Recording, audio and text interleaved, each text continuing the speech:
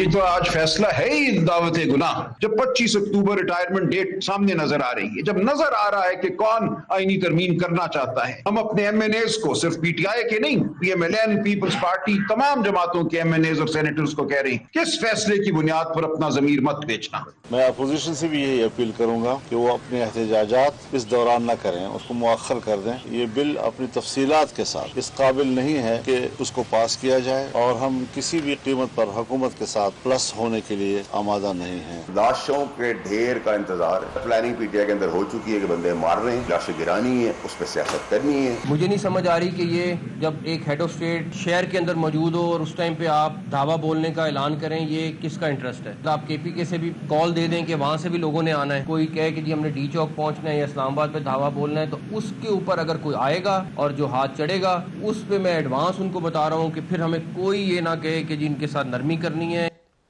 बिस्मिल्लाहिर्रहमानिर्रहीम। लाखों करोड़ों दरूद नबी अकरम सल्लल्लाहु अलैहि वसल्लम पर और उनकी आल पर। आज सुप्रीम कोर्ट ऑफ पाकिस्तान ने 63A का पुराना फैसला कलअदब करार दे दिया। अब एक नई सूरत हाल डेवलप हुई और इस सूरत हाल में यह कहा जा रहा है कि तरमीमी बिल किसी वक्त भी पास हो सकता है। अब अगर तरमीमी बिल पास हो गया तो सिनेरियो क्या होगा, अगर नहीं होता तो गवर्नमेंट कहाँ स्टैंड करेगी, ये एक सवाल है जो आज के शो में हम डिस्कस करेंगे। और पूरा इस्लामाबाद इस वक्त ऑलमोस्ट कंटेनर ज़दा हो चुका है, सारे रास्ते बंद हैं क्योंकि कल पाकिस्तान तहरीक इंसाफ की तरफ से एहतजाज की कॉल है। गंडापुर साहब वहाँ पे गाड़ियों पर बैठ के और इस पर क्रेनों के साथ यहाँ इस्लामाबाद आना चाहते हैं, वो आके क्या करेंगे और उनके आने और उनके ना आने से क्या असर पड़ेगा, ये भी एक सवाल है जो आज के शो में हम डिस्कस करेंगे। और हमारे साथ तशरीफ रखते हैं सेनेटर मुशाहिद हुसैन सैयद साहब, सीनियर सियासतदान हैं और एक ऐसे इंसान हैं कि जो समझ के सोच के बोलते हैं और इनका तजिया हमेशा पूरी दुनिया में सुना जाता है। शाह साहब बहुत शुक्रिया आपका। ये फरमाइए सर, ये पास तो ऑलमोस्ट कलअदम तो हो गई और सुप्रीम कोर्ट ऑफ पाकिस्तान ने आज फैसला जारी कर दिया, अब गवर्नमेंट कहाँ है और पाकिस्तान तहरीक इंसाफ कहाँ है, मुल्क कहाँ है इस वक्त? एक जमाने में एक तहरीक चली थी चेयरमैन माओ के जमाने में चीन में, उसे कहते थे ग्रेट लीप फॉरवर्ड, कि हमने आगे बढ़ना है बड़े कदम के साथ, ये लॉन्ग मार्च इसको कहते हैं। हाँ जी। उसके बाद ग्रेट ये इंकलाब के बाद तो एक होती है ग्रेट लीप बैकवर्ड्स, ठीक, कि हमने पीछे जाना है पिछली की तरफ। तो छंगा मंग आपको याद है? 1989 नजरिया जरूरत आपको याद है? तो फिर आपको मुबारक हो बहाली। नहीं, आपको मुबारक हो शाह साहब कि ये अब हम जो आगे बढ़ने के बजाय 88 पे चले गए, हम 89 88 के 20वीं सदी के बदतरीन दौर में चले गए हैं। और फिर नजरिया जरूरत, फिर अब अगर सियासी फैसले आने शुरू हो जाएं, लेकिन मैंने देखिए तारीख का आपने बात की, जितने फैसले बड़े आए हैं वो उनका जमीनी हकायक से कोई ताल्लुक नहीं रहा। वो 93 में 10-1 फैसला आया कि मियां नवाज शरीफ साहब की हुकूमत बहाल हो जाएगी, मई 26 1993, और बहाल होगी। 2 महीने के बाद इस्तीफा दे दिया जनरल काकड़ और जनरल गुलाम मोहम्मद, जिनके बेटे अब DGISI बने हैं, जनरल GM का बड़े अपराइट ऑफिसर थे, वो आए, वो सोटी लाते रहते और सबके इस्तीफे मांग लिए, president, prime minister, 4 governor, 4 chief minister. वो खत्म हो गया फैसला। 2017 में फैसला हुआ एकामा का, वो फारग हो। 2022 में फैसला हुआ सॉफ्ट कू का निकालने का, इमरान खान को भी वो अवाम ने मुस्तरद कर दिया 8 फरवरी को। तो जो फैसले बड़े बड़े आते हैं, और अब तो सुप्रीम कोर्ट अपने फैसले पर भी वो जो था ना कि ये हरफ आखिर है, this is the last word, अब वो भी नहीं रहा। अब तो डिपेंड करता है कौन है बेंच में, कौन चीफ जस्टिस है, उनकी मर्जी, उनकी मंशा के मुताबिक ये फैसला। ये फ्लोर क्रॉसिंग होगी सर इसके बाद, इस फैसले के बाद क्या नहीं? फ्लोर क्रॉसिंग तो मतलब है वो टेक्निकलिटी रहेगी ना, आपने तो एक पेंडोरास बॉक्स खोल दिया ना। अब तो मेरे ख्याल में ये ना हो कि स्टेज आ जाए कि 58(2) भी बहाल कर दें आप, क्योंकि आप माजी की चीजें बहाल करी जा रहे हैं। तो अब 58(2) जो उसको बड़ा शान और शौकत के साथ हमने निकाला था, और आसफ अली जरदारी साहब ने निकाला था, हो सकता है इन्हीं की मौजूदगी में बहाल हो। हाँ, इन्हीं की, मतलब ये भी नजरिया जरूरत के तहत तो हर कोई रोज देना, ठीक है, उसमें तो आप वसीत और कौमी मफाद में फैसले करते हैं। तो उस वक्त आपने वो अमेरिकन एक सेइंग है, जब मैं स्टूडेंट था अमेरिका में, कि if it and broke don't fix it, अगर कोई चीज खराब नहीं हुई उसको ना छेड़ो। तो अगर एक सिस्टम चल रहा था अच्छा भला, और वो 25-30 साल से डिलीवर करा था सुप्रीम कोर्ट का कि ये सीनियरिटी होगी, ऐसे सिस्टम चलेगा, उसको आपने छेड़ दिया ना, तो अब उसका किस शक्ल अख्तियार करेगा, किस रुख जाएगा, उसके क्या नताइज होंगे, कई दफा फिर आपके नताइज कंट्रोल नहीं होते। ठीक, गवर्नमेंट को जिम्मेदार समझते हैं यहाँ पे सारे मामले में? जाहिर है तो गवर्नमेंट ही इसको जारी ना, डेडलाइन वही दे रही है कि 25 से पहले क्या होगा, पता नहीं, खुदा ना खास्ता। मेरा ख्याल था कि गवर्नमेंट कहेगी कि इस वक्त हालत जंग में है मुस्लिम दुनिया, इतनी बड़े खतरात हैं, पूरा सियासी मंजरनामा जियो पॉलिटिक्स का तब्दील हो रहा है आपके इर्द गिर्द, अमेरिकन इलेक्शन होने वाला है 4 हफ्ते में, तो हमारा फोकस जो है हम कोए की मेंढे की तरह उसी चीज पर फंसे हुए हैं और आप उसमें भी नाकाम है। देखना, अगर उन्हें कह रहे हैं कि जी आपने जावेद चौधरी को छोड़ना नहीं है, जावेद चौधरी साहब को पकड़ना है, कैदी नंबर 804 को छोड़ना नहीं है, उसमें भी आप फेल हो गए हैं, पॉलिटिकली तो नहीं हैंडल कर सके ना। तो उसकी खातर आपने एक गलती की ऊपर एक और गलती, फिर एक और गलती, तो वो फिर क्या रह गया। अच्छा, ये फरमाइएगा सर, ये जो तरमीमी बिल है ये गवर्नमेंट पास करवा लेगी अब या नहीं, आपका क्या ख्याल? मेरे ख्याल में ये अच्छी भली सिचुएशन खराब होगी, लेकिन जिस तरह ये जा रही है मामलात, मैं नहीं कह सकता, क्योंकि गवर्नमेंट के पीछे एक पूरा सिस्टम भी है। ठीक। और उस सिस्टम में दबाव भी आता है, कुछ लालच भी आती है, कुछ और फैक्टर्स भी आ जाते हैं, लेकिन जो टाइमिंग है इस वक्त बड़ा क्रूशियल है। एक इतनी बड़ी कॉन्फ्रेंस कई सालों के बाद पाकिस्तान में हो रही है, इस्लामाबाद में, शंघाई ताउन तंजीम 15-16 को आपने बुलाया, चाइनीज वज़ीर आज़म 14 को आने का इरादा रख रहे हैं, और उसके अलावा फिर अब धरने के ऐलान हो रहे हैं, वकील जो है बाहर निकल आए हैं, सुप्रीम कोर्ट तक लड़ाई की कॉन्फ्लिक्ट की तरफ जा रहा है। तो इस सारी सूरत हाल में हमारी तरजीहात अगर वो रह गई हैं तो मुझे समझ नहीं आती कि क्या आफत आ जाएगी कि अगर ये काम जो अभी आप करने के जा रहे हैं अगर डिले कर लें, अगर मुशावरत कर लें, अगर बातचीत कर लें, उसमें क्या हो जाएगा। अच्छा, अब देखिए गवर्नमेंट के पास 2 ऑप्शन है। एक ऑप्शन तो ये है कि इमीडिएटली इसी जुमे को, यानी कल या हफ्ते को या एतवार को, दोनों इजलास बुला के फौरी तौर पर इसको पास करवा के और इस चैप्टर को क्लोज करे, क्योंकि उसके बाद ज़ाहिर है वो फिर इजलास शुरू हो जाएगा। और दूसरा ऑप्शन उनके पास ये है जो मौलाना फजलुर रहमान साहब दे रहे हैं कि आप इसको भी होल्ड करें, ये शंघाई ताउन तंजीम का इजलास होने दें, उसके बाद कर लें आप। तो गवर्नमेंट क्या करेगी, आपका क्या हाल? गवर्नमेंट के मेरे ज़हन में एक डेडलाइन लगती है 25 अक्टूबर की। लेकिन 25 अक्टूबर को फिर भी टाइम होगा, हफ्ता उनके पास होगा अगर 17 या 18 तारीख को करते हैं। ये डिपेंड करता है कि गवर्नमेंट के पास कितनी तैयारी है, होमवर्क है। पिछली दफा तो उन्होंने पसपाई हुई, उनकी ना तैयारी थी ना कुछ था। तो अगर उन्होंने तैयारी की है, मेरे ख्याल में अभी पूरी तैयारी मुकम्मल नहीं है। और मौलाना साहब जो है बड़े जीरक सियासतदान हैं, बड़ी सोच समझ बूझ वाले लोग हैं, उनका मशवरा बड़ा साहिब मशवरा है। अगर मैं हुकूमत में हूं तो मैं कहूंगा कि ये ठीक है, कोई जल्दी नहीं है, होल्ड करें, होल्ड करें। और कोई अगर गलत काम भी करना है तो कुछ सलीके से करें आप, लेकिन वो गलत काम को गलत तरीके से और काली में जैसे कहते हैं गलत टाइम पे करें तो वो फिर एक नहीं गलती पर गलती होती है, तो उसके नतीजे पर ठीक नहीं होंगे। अब देखिए खान साहब की तरफ से ना प्रेशर, यानी पाकिस्तान तहरीक इंसाफ की तरफ से प्रेशर डाला जा रहा है स्टेट के ऊपर। उन्हें पता है कि यहाँ पे मलेशियन प्राइम मिनिस्टर है, तो 4 तारीख को उन्होंने अनाउंसमेंट कर दी, कंटेनर्स लगा दिए गए, उधर से कल निकल आएंगे गंडापुर साहब। और उसके आगे उनको पता है कि शंघाई ताउन तंजीम का इजलास भी है, गवर्नमेंट बड़ी फंसी हुई है, तो वो अपना प्रेशर बिल्डअप करते जा रहे हैं। तो खान साहब का मकसद क्या है? क्या वो चाहते हैं कि एस्टैब्लिशमेंट राब्ता करे उनसे, या वो पूरे सिस्टम को डीरेल करना चाहते हैं, पाकिस्तान को डीरेल करना चाहते हैं, क्या करना चाहते हैं? आपने मलेशियन प्राइम मिनिस्टर की बात की, मैं अभी वहां से ही आ रहा हूँ। नस्ट में आज बड़ी सेरेमनी थी, क्योंकि हमारे पुराने दोस्त रहे हैं ये अनवर इब्राहिम साहब, मैं उनको इंटरव्यू किया था जब यूथ लीडर थे, फिर फाइनेंस मिनिस्टर बने, डिप्टी प्राइम मिनिस्टर। अल्लामा इकबाल के बड़े शायद आई, उनको PhD देगी नस्ट में, जो टॉप की यूनिवर्सिटी है पाकिस्तान की। तो मेरी मुलाकात भी उनसे हुई, बड़ा मैंने उनको मुबारकबाद दी। मैं क्या आपने दबंग स्टैंड लिया है लबनान पर, फलस्तीन पर, और मुझे बड़ा एक किस्म का अजीब लगा।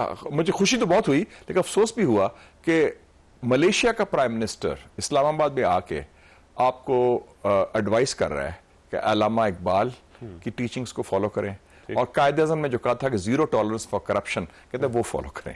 और कायदे आज़म को कोट कर रहा है कि कायदे आज़म ने कहा था कि करप्शन की, नेपोटिज्म की कोई गुंजाइश नहीं। और कहते हैं कितने अजीम लीडर। तो वो हमारे फाउंडिंग फादर्स को तारीफ कर रहे हैं, मलेशिया के वजीर आज़म, जिनकी जो कॉल हम भूल चुके हैं, और खासतौर पर करप्शन के हवाले से उनका इंटेग्रिटी, उनका कायदे आज़म का कैरेक्टर था, इंटेग्रिटी थी, अल्लामा इकबाल की वो सोच थी, तो वो हमें एडवाइस कर रहा था। मुझे खुशी भी हुई कि इतना हमारा इंपैक्ट है हमारे फाउंडिंग फादर्स का मलेशिया तक, जनूब, और वो, लेकिन हमारे यहाँ तो उसका जो हम उसके कर रहे हैं उसके बरक्स कर रहे हैं। तो इमरान खान का देखें जी, इमरान खान एक बिल्कुल आजाद है इस वक्त, गो के जेल में है, लेकिन वो किसी कंस्ट्रेंट से हारे।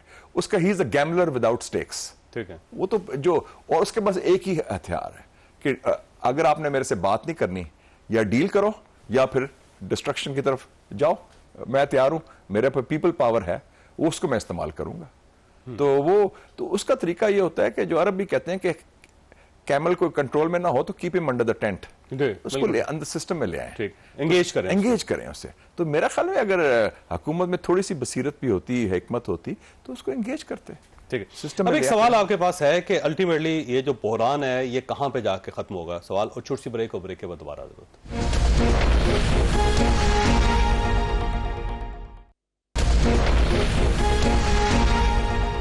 प्रोग्राम में दोबारा खुशामदीद। शाह साहब, ये फरमाइएगा कि इस बहरान का एंड कहां पे होगा, क्योंकि ये चीजें फैलती चली जा रही हैं, कंट्रोल में नहीं है, ना स्टेट के, ना एस्टेब्लिशमेंट के, ना गवर्नमेंट के, ना सुप्रीम कोर्ट ऑफ पाकिस्तान के। तो कहां पे जा खत्म होंगी ये सारी चीजें? मेरे ख्याल में या तो इनको करनी पड़ेगी मदर ऑफ ऑल डील्स, ठीक, एक ही बात, once for all, once for all, और उसमें ये करें कि सबको ये समझ जाएं कि ये खिलार पड़ रहा है, ये एक शख्स, एक जमात, एक हुकूमत, एक इदारा अकेले ये मसला हल नहीं कर सकता। ठीक, और सबको शामिल करें, बशमूल पीटीआई, बशमूल इमरान खान। ठीक, एक तो ये ऑप्शन है जो सेंसिबल ऑप्शन है, ठीक, जो रीजनेबल ऑप्शन है। दूसरा फिर जिसे मैं कहता हूं एटॉमिक ऑप्शन। ठीक है, एटॉमिक ऑप्शन है कि फिर सिस्टम फारा हो जाएगा, सबको उड़ा दे। So there is no midpoint. मुझे ये नजर आ रहा है, ये ना मडलिंग थ्रू जिसे कहते हैं ना, खिंच थ्रू के हम गुजारा कर लेंगे, खिंच थ्रू के नहीं होगा, you can't shoot your way through. तो ये इट्स आइदर और की सिचुएशन हम पहुंच रही है अब, और मेरे ख्याल में वो 1 महीने तक पहुंच जाएगी। ठीक है, आपका ख्याल है अक्टूबर नवंबर के अंदर? हाँ, और उसके बाद अगर 5 नवंबर को ट्रंप आ गया, इलेक्शन जीत गया, इसका काफी इम्कान है, फिर सिचुएशन और चेंज हो जाएगी, फिर तो बदल जाएगी। फिर मेरा ख्याल है इमरान खान साहब तगड़े हो जाएंगे। हाँ जी, वो तो है। और मेरी जो रिपोर्ट है कि इवन जो कामला हारिस के सपोर्टर्स हैं पाकिस्तानी, वो भी, उनकी भी सोच वही है जो पाकिस्तानी सपोर्टर्स ट्रंप की है। ठीक है, ठीक है। इसका मतलब गवर्नमेंट के पास भी टाइम कम है और खान साहब के पास भी टाइम कम है। हाँ, टाइम यही है कि नेक्स्ट 4 वीक्स, 4 हफ्ते का टाइम है। ठीक है, और अगर तरमीम हो जाती हैं तो फिर जाहिर है गवर्नमेंट तगड़ी हो जाएगी, फिर उसके पास ऑप्शंस बहुत होंगे। फिलहाल तगड़ी हो जाएगी, जाहिर है, लेकिन अगर वो ग्राउंड सिचुएशन में पॉलिटिक्स डिफरेंट रास्ता ले ले। देखें जी, 7 मार्च 2007 को दुनिया के सिर्फ 2 लीडर्स थे जो 8 साल तक हुकूमत कर चुके थे, जिनकी पॉपुलैरिटी 70% से ज्यादा थी। एक व्लादिमीर पुतिन और एक परवेज मुशर्रफ। 70% से ज्यादा पॉपुलैरिटी थी। 7 मार्च को उन्होंने इफ्तिखार चौधरी साहब, चीफ जस्टिस साहब को बुलाया। ठीक है, उनका आपको मैं फारग इस्तीफा दे दें। इस्तीफा दे दें, उन्होंने नहीं दिया। ठीक है, 5 जर्नैल बैठे थे, सारा अपने दबाव डाला, वो आराम से सुनते गए, मुस्कुराते गए, और उसके बाद पाकिस्तान की तारीख तब्दील हो गई। ठीक, पॉपुलैरिटी जीरो होगी उनकी। नेक्स्ट मंथ मनमोहन सिंह ने आना था मुआहदा करने के लिए, मनमोहन सिंह ने प्लान किया बताने का, ठीक, सारा कुछ था, हर चीज खत्म हो गई, the party was over.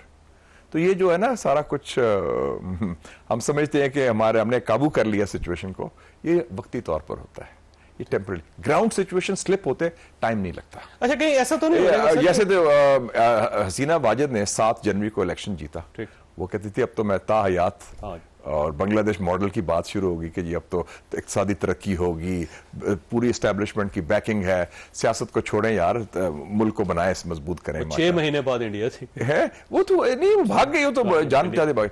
Ayub Khan का जमाना 10 साल तरक्की का जमाना था, वाकई इक़्तिसादी तरक्की बड़ी हुई थी, with in few weeks it was over.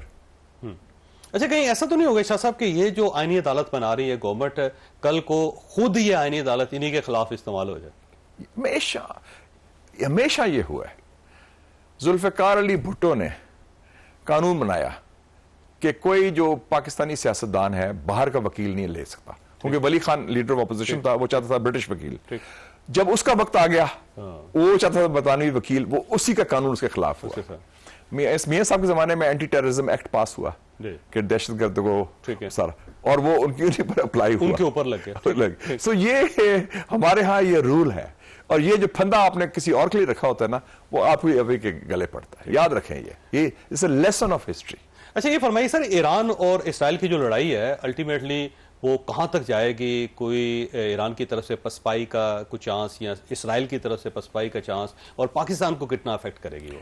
मैं आज गया था ईरानी सफारत खाने, वो कंडोलेंस बुक साइन करने के लिए, तो उधर उनके एम्बेसडर से भी मुलाकात हो, क्योंकि मैं समझता हूँ सईद हसन नसरुल्लाह एक बहुत अजीम मुजाहिद थे, बड़े लीडर थे, बड़े लीडर थे, और एक शाह फैसल के बाद सबसे अजीम लीडर थे मुस्लिम दुनिया के मेरे नजर में, जो 50 साल पहले शहीद हुए थे। और ये वाहिद मुस्लिम लीडर थे, अरब लीडर थे, जिन्होंने इजराइल को फौजी शिकस्त दी थी 2000 में, 2006 में। तो मैंने देखा उनकी स्पिरिट्स बड़ी हाई थी ईरानियों की, एम्बेसडर वगैरह की, और वो कह रहे थे कि हमने तो इस्माइल हानिया के बाद भी हमने जवाबी कार्रवाई दूसरे दिन करनी थी, लेकिन हमें अमेरिका ने, कतर ने और इराक ने कहा कि ना करें, और हमने उनका कि हम जंगबंदी करा देंगे हमास की और इजराइल की, तो आप उसमें रखना ना डालें। तो कहते हम उनकी बातों में आ गए, तो वो झूठ था। तो वो कहते हैं कि हम तैयार हैं, और मेरे ख्याल में जो कंस्ट्रेंट क्या है इस वक्त, दो नजर आ रहे हैं मुझे। एक तो ये है कि अगर ये ईरान के पास लंबी जंग की कैपेसिटी है, इजराइल का पास लिमिटेड है टाइम एंड स्पेस, छोटा मुल्क है, और उनका या तो ठक ठक ठक उड़ा दें जैसे करते हैं जंगों में किया, जंग तवील हुई तो फिर मुश्किल है। अमेरिकन एस्टेब्लिशमेंट के बगैर इजराइल कुछ नहीं कर सकता। अमेरिकन एस्टेब्लिशमेंट का इसका नंबर 1 प्रायोरिटी है इलेक्शन जीतना ट्रंप के खिलाफ। अगर जंग तवील होती है या कैजुअल्टीज होती हैं तो ट्रंप इलेक्शन जीत गया। ठीक है, तो वो फैक्टर है, सियासी फैक्टर, जो कहते नहीं लेकिन एक्चुअली है। दूसरा ये है कि तेल, ख्याल है तेल की तरफ से बात को अटैक करेंगे, इस वक्त तेल की कीमत $100 से कम हो गई है, $70 पे पहुंची हुई है। अगर ईरानी ऑयल तनसीबात पर हमले होते हैं तो तेल का शॉर्टेज हो जाएगा, किल्लत होगी, और तेल की कीमत 150 तक पहुंच जाएगी, और वो फिर आपकी जो मगरबी इकोनॉमी, सारा इकोनॉमिक सिस्टम, और वो अमेरिकन इलेक्शन भी इफेक्ट होगा। तो इसमें अमेरिकन इलेक्शन का फैक्टर ना भूलें। इसको तो अमेरिका में कोई गवर्नमेंट नहीं है, सॉफ्ट कू में बाइडन ने को फारग कर दिया है, पाकिस्तानी मॉडल उधर भी चला, आपने एक्सपोर्ट कर दिया है उधर, वो एक हाइब्रिड बन गया है उधर। उनका जो अमेरिकन सिक्योरिटी एस्टेब्लिशमेंट है, CIA, पेंटागन और स्टेट डिपार्टमेंट के तर्जुमान है, वो चला रहे हैं। कामला तो एक डमी है ना, वो तो आगे रखी है, इंस्टॉल की हुई है उसको रोकने के लिए ट्रंप को। अच्छा, ये फरमाइए कितने % चांसेस हैं कि ईरान खुद को एटमी पावर डिक्लेयर कर दे, उन्हें कहा जी हमारे पास एटम बम है, और वो टेस्ट कर ले और उसके बाद सिनेरियो बदल जाए? मेरे ख्याल में बाय नाउ फैसला हो गया होगा ये। मेरे ख्याल में ईरान ने ये क्लियर हो गया है कि अब हमारे पास कोई चारा नहीं। ये वही है जो 71 के बाद हमने फैसला किया था कि अब पाकिस्तान के बाद हम इन्हिसार नहीं कर सकते किसी और मुल्क पर। हमने अमेरिका से मुआहदे किए, फलाने किए, अब मुल्क भी 2 लख्त हो गया, तो हमारे पास कोई चारा नहीं अपने दिफा के लिए खुद कफाल बम बनाए। मेरे ख्याल में ईरान में ये फैसला हो चुका है कि there is no other option. ये आपने बड़ी इंपॉर्टेंट बात की है, क्योंकि इस वक्त आप देखें ना कि 3 मेजर प्लेयर्स हैं ये सारे स्टेक होल्डर्स, इजराइल, ईरान और अमेरिका, बेसिकली तो रियासत के हवाले से, बाकी तो नॉन स्टेट एक्टर्स है ना, हमास और हिजबुल्लाह, हुतीज वगैरह। और आपने देखा कि मुसलमान दुनिया में हुकूमतें जो हैं वो खौफ भी हैं, खामोश भी हैं, वो हाथ मल रही हैं, डरी हुई हैं, और सारे पता नहीं क्या हो जाएगा। तो ईरान को पता है कि ठीक है पब्लिक ओपिनियन उनके साथ है, अवाम उनके साथ है, लेकिन अल्टीमेटली दे आर अलोन। और उसमें अमेरिका की 30,000 फौज, सेलर्स, सोल्जर्स इस खत्ते में हैं, उसमें 2 एयरक्राफ्ट कैरियर हैं, आइजनआर, फोर्ड, और सारी चीज है। तो वो ये जो आपने बात की, इट इज एब्सोल्युटली, वो they are on the verge, तैयार है। अच्छा, अगर जंग हो जाती है खुदा न खास्ता, तो पाकिस्तान के ऊपर क्या इफेक्ट्स होंगे उसके? देखिए जी, इस वक्त ये क्लियर है कि पाकिस्तान डायरेक्ट स्टेक होल्डर नहीं है मिडल ईस्ट क्राइसिस में। 73 में थे हम। आप देखिए कितनी हिम्मत थी जुल्फिकार अली भुट्टो की कि 2 साल 2 लख्त होने के बाद पाकिस्तान के, उन्होंने पाकिस्तानी पायलट्स भेजे। कल मुझे मिस्र का सफीर मिला, कहते excellency your pilots fought with us in the 73 war. मिस्र के पास जहाज थे, पायलट्स हमारे थे। सीरियन एयरफोर्स हमारे पायलट्स, जॉर्डन में भी, और वो फील्ड मार्शल अयूब खान ने भी भेजा था। आप ये देखें कितनी हिम्मत है। ग्रुप कैप्टन सतार अलवी, अभी तक वो उनसे मेरा कॉन्टेक्ट रहता है, वो जिंदा है माशाल्लाह, और बड़े वो याद करते हैं सीरिया में जो काम किया था। तो वो देखें, तो इस वक्त हम डायरेक्ट स्टेक होल्डर नहीं है, हम इस लड़ाई में डायरेक्टली हमारा कोई रोल नहीं है, हम मुशाहिदा कर रहे हैं, वेट एंड सी करें। लेकिन हमारा जब अगर कोई डायरेक्टली रीजनल वॉर होती, कोई रीजनल वॉर का तो खतरा है ना, वर्ल्ड वॉर का नहीं, रीजनल वॉर का, इलाकाई जंग का, तो उसमें हमारी हमदर्दियां, हमारी सफारती सपोर्ट वो ईरान के साथ होगी। तो याद रखें कि 1 जनवरी से हम UN सिक्योरिटी काउंसिल के मेंबर भी बन रहे हैं, तो हमारा तो फिर बराह रास्त रोल हो जाएगा ना सफारती हवाले से। तो we are fully with Iran, हम इजराइल के साथ तो नहीं साथ दे सकते ना। शाह साहब, आपका बहुत बहुत शुक्रिया। खासा यहाँ पे छोटी सी ब्रेक लेंगे और ब्रेक के बाद पैनल के साथ वापस आएंगे।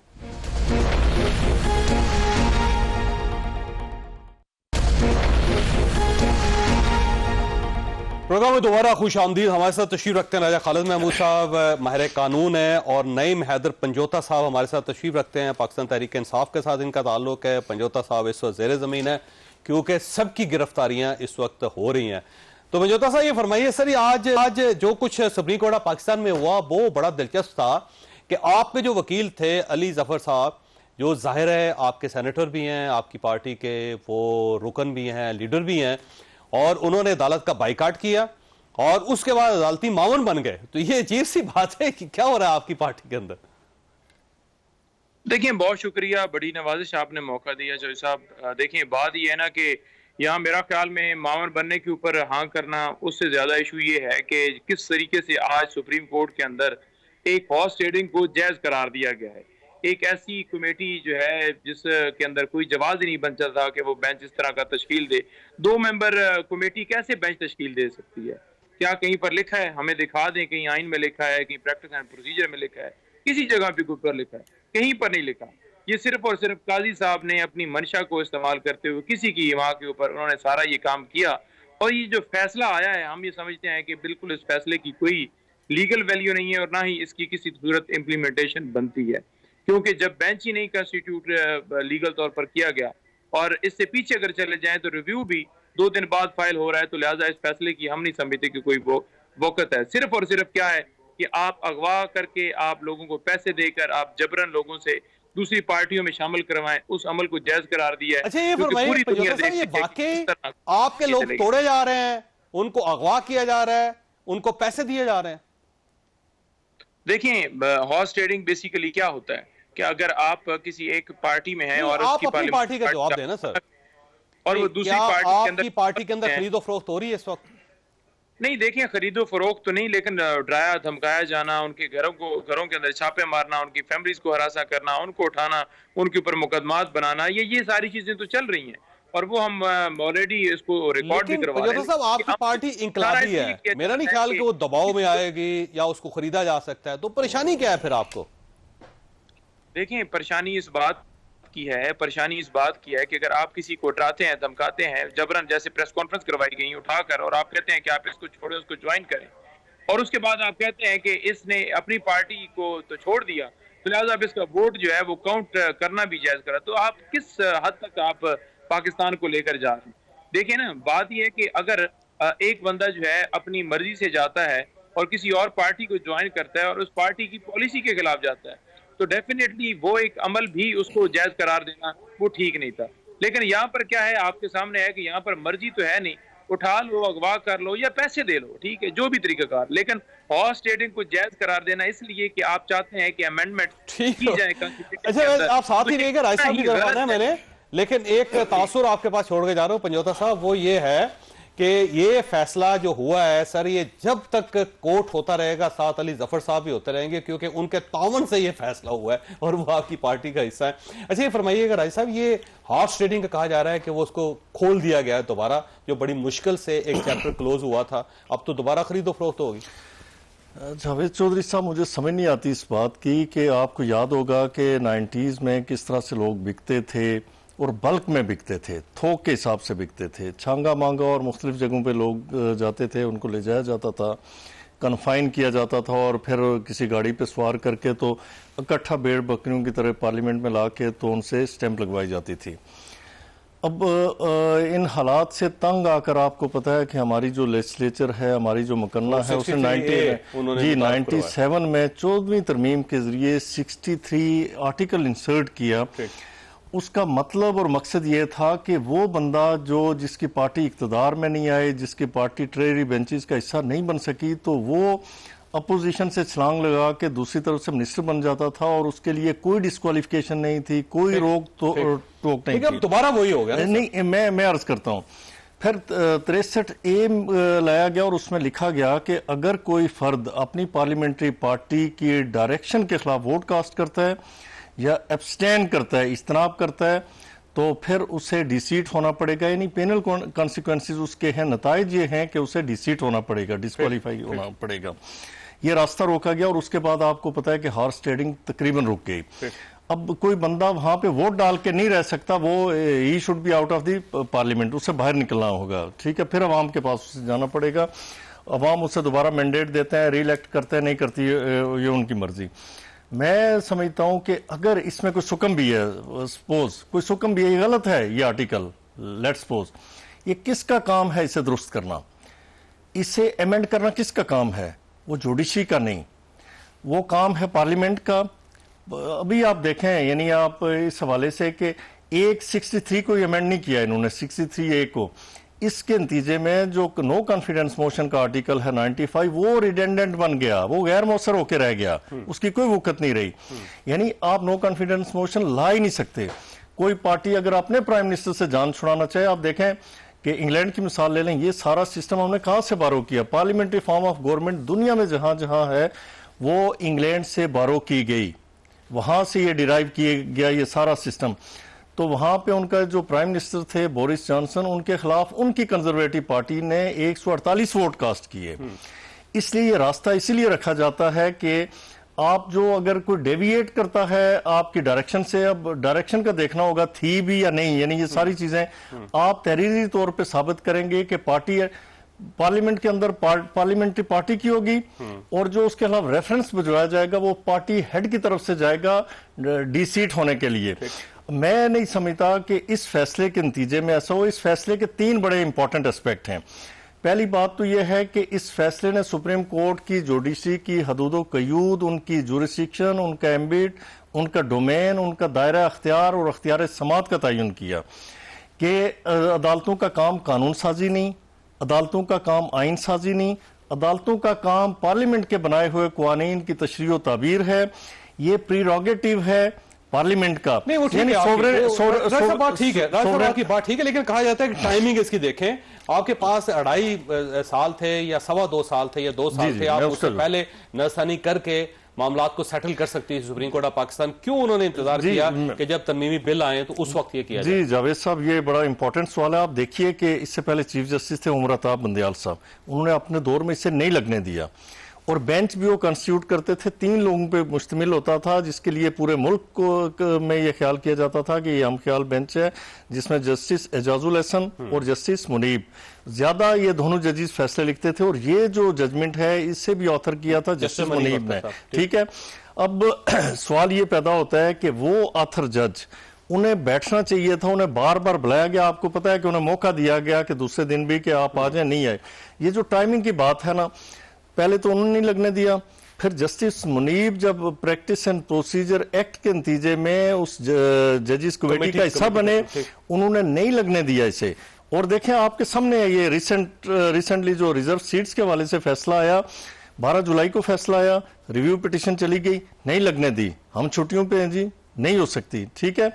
जिसके नतीजे में ये है कि आज इलेक्शन कमीशन भी वो सोच रहा है कि हम किसका फैसला माने, पार्लियामेंट का माने, स्पीकर की ये डायरेक्शन है, सुप्रीम कोर्ट का माने जो अनकॉन्स्टिट्यूशनल है, जो कॉन्स्टिट्यूशन को रीराइट करते हुए, अमेंड करते हुए और सस्पेंड करते हुए वो फैसला दिया गया, वो एक इस तरह के। और मैं एक जावेद बड़ी इंपॉर्टेंट बात है जो इस फैसले के नुकसानात होने थे, वो क्या थे भला, कि जब एक कॉन्स्टिट्यूशनल कोर्ट वो कॉन्स्टिट्यूशन को रीराइट करते हुए किसी की विम्स और विशेस के मुताबिक फैसला देगी, तो फिर सिविल जज के पास भी अख्तियार होगा कि वो सीपीसी को, सिविल प्रोसीजर कोड को अमेंड करते हुए लोगों के अपनी मर्जी मंशा और किसी की मर्जी मंशा के मुताबिक फैसला दे, ना कि कानून के मुताबिक। इसी तरह जो क्रिमिनल कोर्ट है, वो हमारी सीआरपीसी को जो क्रिमिनल कोर्ट का जज है वो अमेंड करते हुए वो कहेगा ना कि प्रेसिडेंट है कि कॉन्स्टिट्यूशनल कोर्ट्स अगर कॉन्स्टिट्यूशन को अमेंड करके लोगों के हक में फैसला देती हैं, किसी ग्रोह या किसी लीडर के हक में फैसला देती हैं, तो हमारे पास तो ये है। अच्छा मुझे ब्रेक लेने दें। वैसे पंजोता साहब आपके पास एक सवाल छोड़ के जा रहा हूं कि ये बहरहाल कॉलम हो गया पुराना फैसला सुप्रीम कोर्ट ऑफ पाकिस्तान का, अब नई सूरत हाल है, और क्या इस सूरत हाल को आप तस्लीम करने के लिए तैयार हैं? अगर आप तस्लीम नहीं करेंगे तो आपका लाहे अमल क्या है, प्लान बी आपके पास क्या है? छोटी सी ब्रेक, और ब्रेक के बाद दोबारा जरूरत।